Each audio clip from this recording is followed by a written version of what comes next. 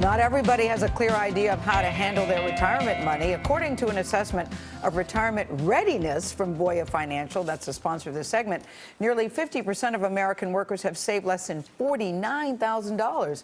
In this morning's installment of our Eye on Money series, CBS News analyst Jill Schlesinger is here to talk about retirement and tips for saving that we hope will help you today. So good morning to you, Jill. Good morning. That Voya report also says that 60% say that they're worried about running out of money. So how much do you need, and how do you determine how much you need? I think everyone's got to start by crunching the numbers. There's lots of online calculators, but part of this process means you've got to figure out what you're spending today, and I think a lot of people freak out about that because it's hard to project what you'll need in the future without starting with today. So in those numbers, what you try to do is you say, what am I going to spend today? What sources of income will I have in the future? Will I have Social Security? Will I have a pension?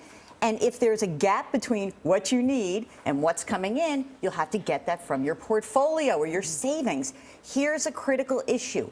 For every $1 million you save, it's only going to generate about $30,000 to $35,000 a year. Who is saving $1 million? Well, a lot of people are. Really? But I'm just saying that not everybody needs to. Who's saving? I'm serious. Well, there are a lot of people who are doing it, and they do it early. They start early. That is the key. Yeah.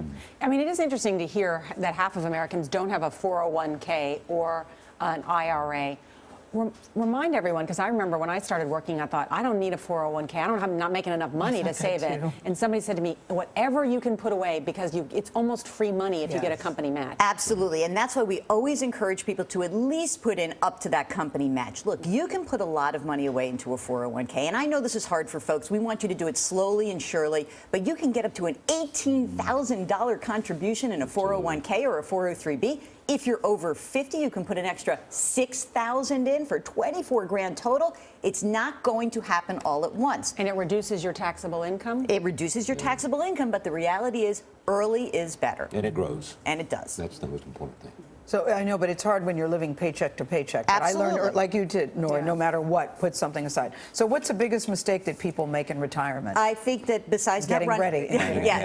Not running the numbers, of course, but claiming Social Security benefits too early. You know, if you've got enough credits to claim retirement benefits, you can claim as early as age 62.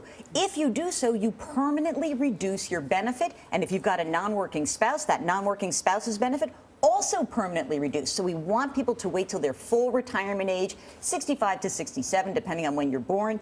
And if you wait till age 70, you will max out your retirement benefit. There's a huge caveat. You got to live long enough to make this equation work. So if you tell me when you're going to die, I will tell you when to file benefits.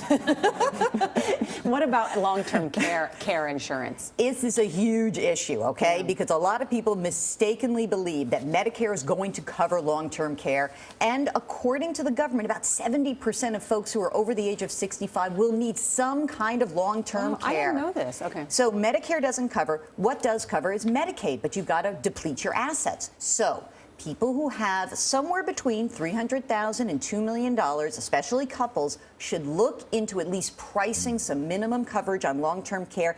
It can eat into your retirement nest egg and could leave a healthy spouse depleted. Thank you, Jill. Good advice from you and the Voya team. Thanks a lot. Do you have questions for Jill about retirement?